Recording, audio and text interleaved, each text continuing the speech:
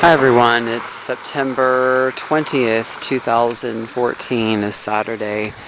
I haven't filmed anything in ages, and I thought I would just stop and do it for a moment while I am somewhat stationary.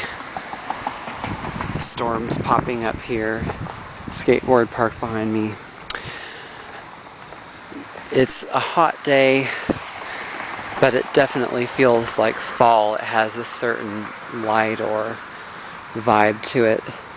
School in session and so forth.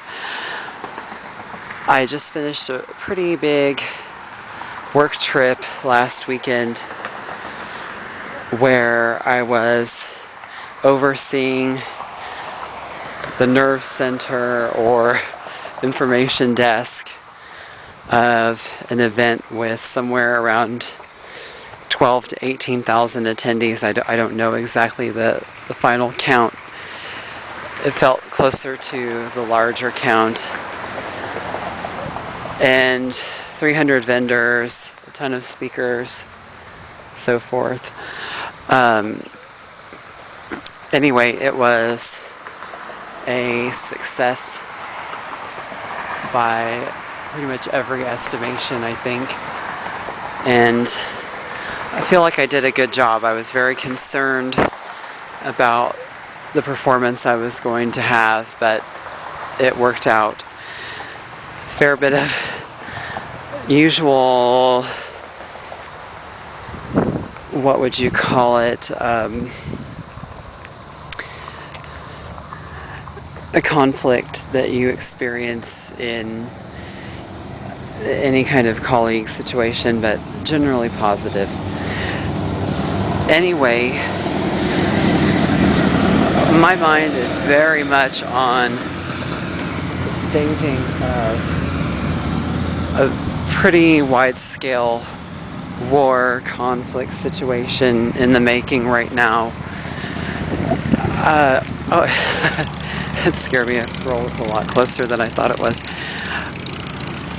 I think that, and I've said this throughout the year, this is the last year where commerce and the general availability of products and just the sense of normalcy we've known for a long time will persist. I think within the next 6 months, it's not like World War III is happening, even though that's what the Pope has said is in the making right now. But I think we're just very, very close to an uncomfortable time. I'm trying to position my bike here in a way that's comfortable. Very close to disruption of many kinds. And it's very frustrating to me that it's not being acknowledged by the right people. And by the right people, I mean the majority of people. It's just, the backdrop is very tenuous, very fragile right now.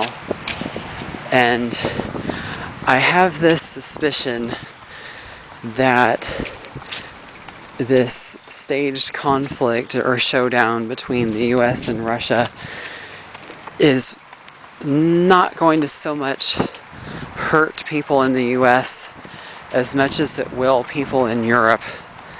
I think Europe is in a very precarious situation between these two powers, and the US and UK and whatever other forces out there are pushing sanctions and activities from Europe that they will pay the price for more than the US will.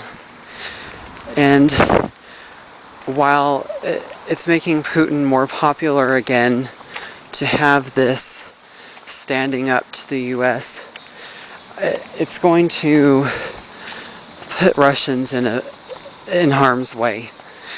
it's an extremely negative thing. And so while I think that Putin is being backed into a corner and is not really vicious when you compare to leaders as a whole across the world,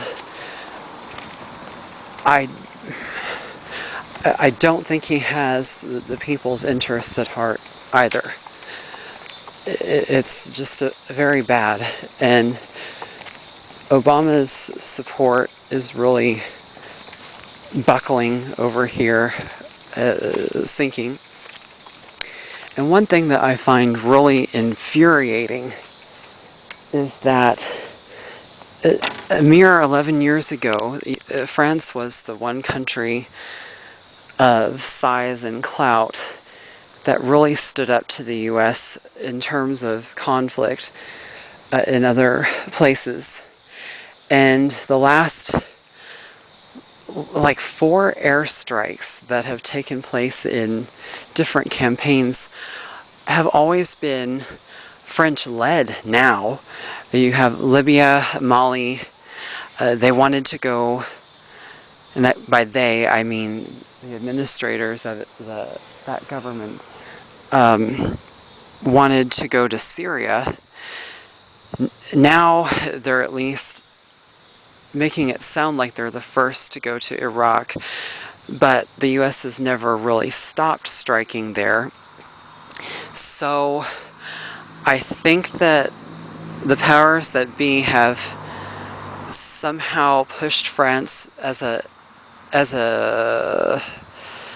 entity to be the leader, at least appear to be the leader in each military action, because it seems like if they are the first, then it's more palatable to everybody else.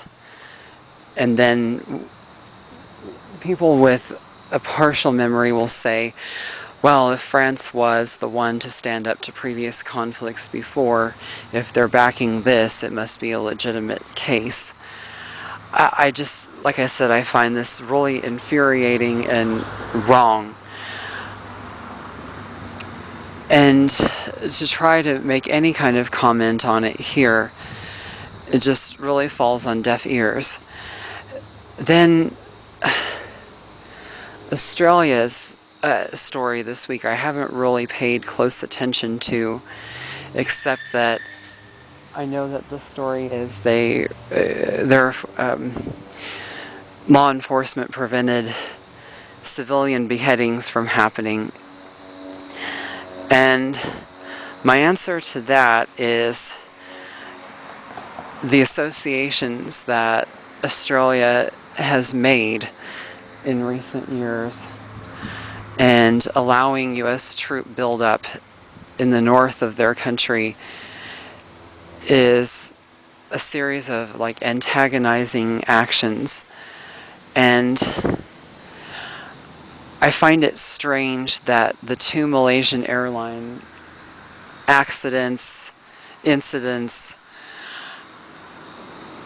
both have such a heavy involvement from Australia, and something about that part of the world is very central to what will happen also.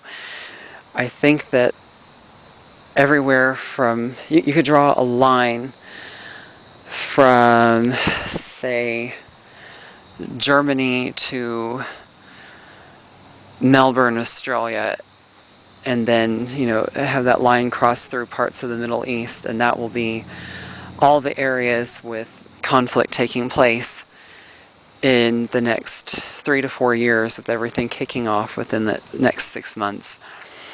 Anyway, I'm curious of your thoughts.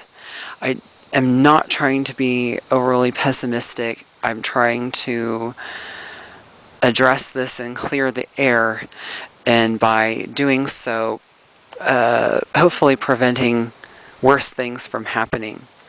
Thank you as always for watching, and I hope you're having a really great start to the fall.